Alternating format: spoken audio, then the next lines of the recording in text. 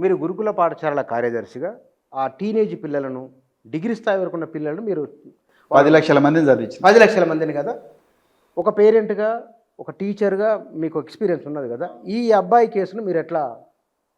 పెంపక లోపం. ఇత్తనం ఒకటైతే మొక్క ఇంకోటి కాదు బుచ్చన్న గారు.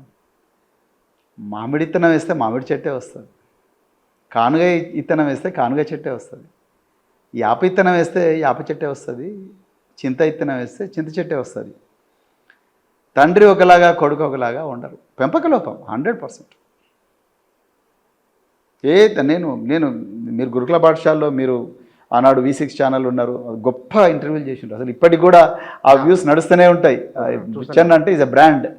బుచ్చన్న చేసిన ఇంటర్వ్యూ, మన ఇద్దరం కలిసి కార్లలో పోయిన ప్రయాణము, దాని తర్వాత ఇబ్రాహీంపట్నం. మీకు ఎక్కడైనా అనిపించిందా మేము పిల్లలను ఇష్టం వచ్చినట్టు పెంచుతున్నట్టుగా? అంటే నేను పిల్లలు అంటే నాకుండే 2 పిల్లలే కాదండి, ఈ మొత్తం గురుకుల పాఠశాలలో ఉండే మా బిడ్డలను మేము ఎప్పుడన్నా వాళ్ళకు ఒక చెడు మాట నేర్పించడం కానీ, అమ్మాయిలను వేధించడం కానీ, లేకపోతే అసభ్యంగా ప్రవర్తించడం కానీ, తాగడం కానీ, గంజాయి తాగడం కానీ ఎప్పుడైనా నేర్పించడం విన్నారా మీరు? ఇంపాసిబుల్. మా సంస్కృతిలో లేదండి. మేమంత గొప్పగా పిల్లలను పెంచుతుంటే కన్ను గుట్టిన RSS నాయకులు, విశ్వ హిందూ పరిషత్ నాయకులు, తర్వాత SC రిజర్వేషన్ పరిరక్షణ కమిటీ నాయకులు, వీళ్ళందరూ గవర్నర్ దగ్గరకు ESL నరసింహన్ గారికి నా మీద కంప్లైంట్ ఇచ్చిండ్రు, ఈ పిల్లలను మత మార్పిడి చేస్తున్నారని. ఇది పరిస్థితి. అంటే మీరు అడిగారు, గురుకుల పాఠశాల గురించి అడిగారు కాబట్టి చెప్పిన పిల్లల పెంపక లోపం. బండి సంజయ్ గారి కొడుకు ఈరోజు ఈ విధంగా సైకోలాగా మారి అమ్మాయిల జీవితాలతో ఆడుకుంటున్న ఒక కామాంధుడిలాగా, కీచకుడిలాగా మారిందంటే ఇది కేవలం పెంపక లోపం.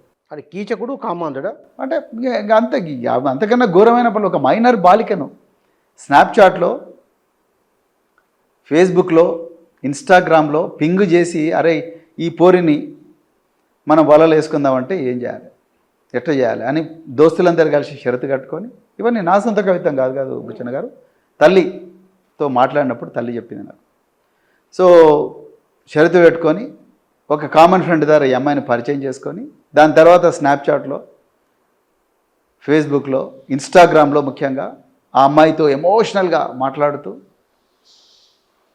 నువ్వు లేకపోతే నేను చచ్చిపోతాను చెప్పడం, ఇదంతా కూడా సైకోలు చాలా కేర్ఫుల్గా మైనర్ బాలికలను, అమాయకులైన అమ్మాయిలను ఉచ్చులోకి దించే ఒక గొప్ప అద్భుతమైన ప్రణాళిక. ఎస్, అది పోలీస్ ఆఫీసర్గా చెప్తున్నాను నేను. పెడోఫైల్స్ అందరూ కూడా ఇదే పని చేస్తారు.